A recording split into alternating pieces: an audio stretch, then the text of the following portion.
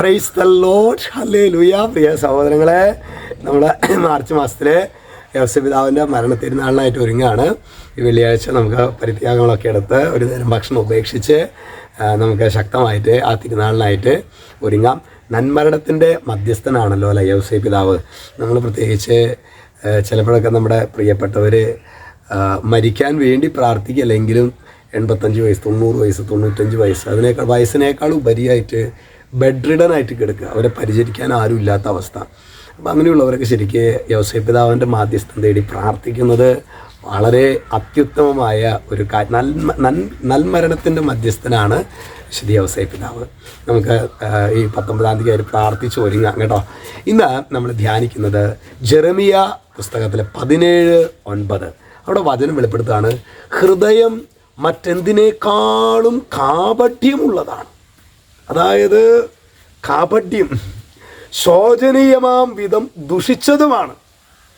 അതിനെ ആർക്കാണ് മനസ്സിലാക്കാൻ കഴിയുക? അതിനെ എനിക്ക് തന്നെ മനസ്സിലാക്കാൻ പറ്റുള്ളൂ അല്ലേ. നമുക്ക് ഓരോരുത്തർക്കും ആണ് നമ്മുടെ ഹൃദയത്തിൻ്റെ അവസ്ഥ, മ്ലേച്ഛത, കൗടില്യം, പിന്നെ ഓരോ പ്രത്യേകതകൾ നമുക്ക് തന്നെയാണ് പ്രിയ സഹോദരങ്ങളെ. അതുകൊണ്ടാണ് ഹൃദയശുദ്ധിയുള്ളവർ ഭാഗ്യവാന്മാർ. അങ്ങനെ അഷ്ടസൗഭാഗ്യങ്ങളിൽ ഒരു സൗഭാഗ്യമാണ് ഹൃദയശുദ്ധി. നമ്മൾ ചിലപ്പോഴൊക്കെ ഹൃദയശുദ്ധി എന്ന് പറയുമ്പോൾ ചിലപ്പോൾ ഏതെങ്കിലുമൊക്കെ പർട്ടിക്കുലർ മേഖലയിലായിരിക്കാം ചിലപ്പോൾ മദ്യപിക്കാത്തത്, അല്ലെങ്കിൽ തെറ്റായ ചിന്തകൾ, അല്ലെങ്കിൽ ലൈംഗികമായ ചിന്തകളില്ലാത്തതായിരിക്കാം.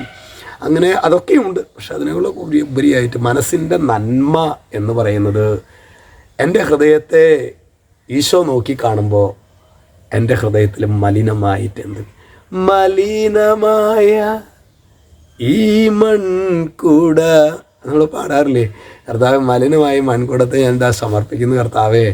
നമുക്ക് പ്രത്യേകമായിട്ട് ആത്മാർത്ഥം നമ്മുടെ ഹൃദയത്തിൻ്റെ അവസ്ഥ നമ്മൾ പറയണം കർത്താവിനോട്. 119-ാം സങ്കീർത്തനം 26-ാമത്തെ തിരുവചനം ഇങ്ങനെയല്ല, ഞാൻ എൻ്റെ അവസ്ഥ വിവരിച്ചപ്പോൾ അവിടെ നിന്ന് എനിക്ക് ഉത്തരവുള്ളൂ. കർത്താവേ, എൻ്റെ ഹൃദയത്തിൻ്റെ അവസ്ഥ ഇതാണ് കർത്താവേ, എനിക്ക് പറ്റുന്നില്ല കർത്താവേ. നമ്മൾ ആത്മാർത്ഥതയോടെ പറയുകയാണെങ്കിൽ ദൈവം നമ്മെ സഹായിക്കും, യേശു നമ്മെ സഹായിക്കും. ഏറ്റവും ആത്മാർത്ഥമായിട്ട് പറയേണ്ടത് പരിശുദ്ധ കുർബാനയുടെ നിമിഷങ്ങളാണ്. അനേകം മക്കൾ വളരെ ആന്തരികമായിട്ടും ഒരു സ്വാതന്ത്ര്യം ഇല്ലാതെയൊക്കെ ബലിയർപ്പിക്കുന്നത് കാണാനായിട്ട് സാധിച്ചിട്ടുണ്ട്. സഹോദരങ്ങളെ, നമ്മുടെ പ്രാർത്ഥന കണ്ണീരായിട്ട് വരേണ്ടത് പരിശുദ്ധ കുർബാനയിലാണ്. ഒരുപക്ഷെ നമുക്ക് അങ്ങനെ ഹൃദയം തുറന്ന് പ്രാർത്ഥിക്കാൻ പറ്റുന്നില്ല. നമ്മളൊരു മരവിച്ച മനുഷ്യനെ പോലെയൊക്കെ അവിടെ നിൽക്കുകയാണെങ്കിൽ പരിശുദ്ധാത്മാവിനോട് പ്രാർത്ഥിക്കണം. പരിശുദ്ധാത്മാവേ, ഞങ്ങൾക്ക് വലിയ ആഗ്രഹത്തോടെ കണ്ണീരോടെ ഞങ്ങളുടെ ഹൃദയങ്ങളെ കർത്താവിന് ബലിവേദിയിൽ സമർപ്പിക്കാൻ വേണ്ട ദൈവകൃപയ്ക്ക് വേണ്ടി പ്രാർത്ഥിക്കാം. പ്രത്യേകിച്ച് നോമ്പിൻ്റെയൊക്കെ ദിവസങ്ങളല്ലേ, നമ്മളേതെങ്കിലും ഒരു പരീക്ഷയിലെ വിജയം, അല്ലെങ്കിൽ വിവാഹം, അങ്ങനെ ഭൗതികമായ കാര്യം ഇതിനേക്കാൾ ഉപരിയായിട്ട് ഹൃദയം കൊണ്ട് ബലിയർപ്പിക്കാൻ വേണ്ട കൃപ ഞങ്ങൾക്ക് നൽകണമേ. അങ്ങനൊരു നിയോഗത്തിന് വേണ്ടി ഹൃദയം കർത്താവിന് കൊടുക്കാനുള്ളൊരു നിയോഗം, അതിനായിട്ട് നമുക്ക് പ്രാർത്ഥിക്കാം.